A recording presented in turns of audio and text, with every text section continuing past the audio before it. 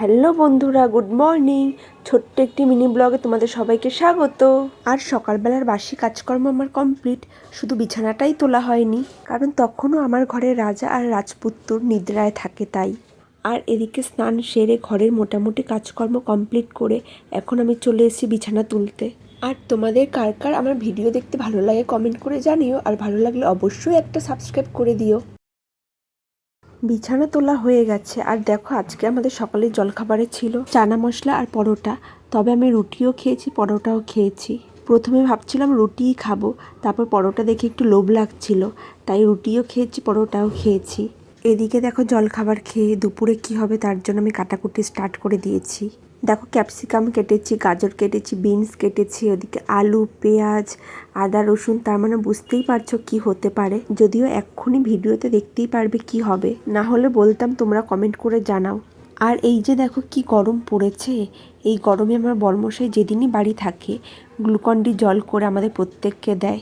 আর এদিকে ছেলেকে খাইয়ে দাইয়ে স্নান টান করিয়ে বসিয়ে দিয়েছি বড় ঠাম্মির কাছে। বড় ঠাম্মির কাছে বসে এখন খেলছে। আজকের মেনুতে রয়েছে চিকেন কষা, এই যে, আর এদিকে ভাত বসানো হয়েছে। বাবা, দাঁড়া, বাঁশকাঠি চালের ফ্রাইড রাইস। আমার সঙ্গে কিন্তু বড় হেল্প করেছে, বর আসছে না পর্দার সামনে, ক্যামেরার সামনে।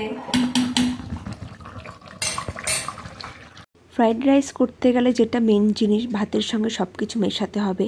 আর এখন বসে পড়েছি সব কিছু মেশাতে। সবজিগুলো আমি তেলে ভেজে নিয়েছিলাম, আর এদিকে রয়েছে ঘি, চিনি, সব কিছু ভাতের সঙ্গে মিশিয়ে নিলাম। রান্না বান্না তো কমপ্লিট, এবার তো খেতে হবে। আর এদিকে দেখো, বরমশাই খেতেও বসে পড়েছে, আর ও তো খেয়ে বলছে দারুণ হয়েছে। এরপর আমিও খেয়ে নিলাম, আর খেয়ে দিয়ে দেখো উপরে চলে এসেছি টক দই নিয়ে। এখন টক দই খেয়ে নেব। গুড ইভিনিং বন্ধুরা।